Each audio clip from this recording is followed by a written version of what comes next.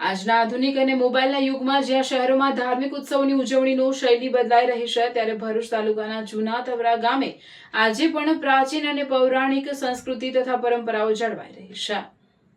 ગૌરી વ્રતના અંતિમ અને 5મા દિવસે ગામની 300થી વધુ બાળાઓએ પોતાના જવારા સાથે પરંપરાગત રીતે ઉજવણી કરી સંસ્કૃતિની ઝાંખી કરાવી હતી।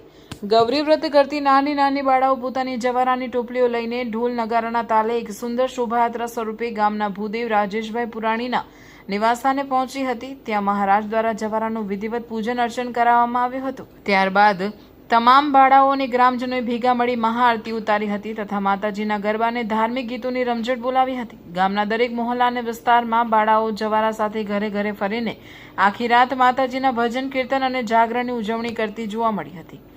વ્રતના સમાપન રૂપે આવતીકાલે વહેલી સવારે 5 કલાકે પવિત્ર મા નર્મદાના નીરમાં જવારાનું ભાવપૂર્વક અને વિધિવત વિસર્જન કરાયું હતું। સાંજે ગૌરી વ્રતની ગોરો લઈને દરેક બહેનો અને દરેક દીકરીઓ પોતાના ઘેરેથી અહીંયા આવે છે, અહીં ગરબા ગાય છે અને પછી પોતાના ઘેર એ ગૌરી ગોર લઈ જાય છે અને પોતે આ રીતે વર્ષોથી એક જાતનો ઉત્સાહ અને આનંદ સાંસ્કૃતિક આપણી જે સનાતન હિન્દુ સંસ્કૃતિ છે એ પ્રમાણે જ ઉજવતા રહ્યા છે અને આ રીતે હજુ ઉજવીશું એવું ભગવાન પાસે પ્રાર્થના છે અમારી। દરેક મિત્રોને નમ્ર વિનંતી કે ગૌરી વ્રત હોય તો દરેક છોકરી કે છોકરીઓને એને પ્રોત્સાહન આપો, એને આ ગૌરી વ્રત શું છે તે વિશેની માહિતી આપો।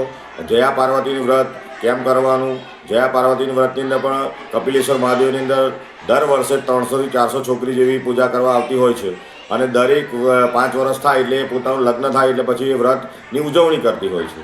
તો એ ઉજવણી કરે અને પછી પોતાનું સંસાર સારી રીતે જીવી શકે એ માટે સંસારની અંદર સુખ સંપત્તિ પ્રાપ્ત કરી શકે અને પોતાના સાસરી પક્ષની અંદર જે અહીં પોતાના માતા પિતાને જે સંસ્કાર આપેલા એ જ સંસ્કાર એની સાસરીમાં આપે તો એને જયા પાર્વતીનું વ્રત ફળ્યું કહેવાય।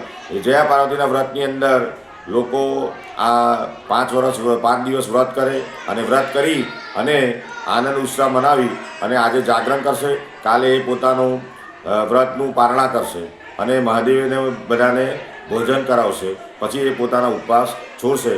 તો આ રીતનો આ ગૌરી વ્રત અને જયા પાર્વતીનો ઉત્સાહ છે એને જાળવી રાખવા નમ્ર અરજ છે।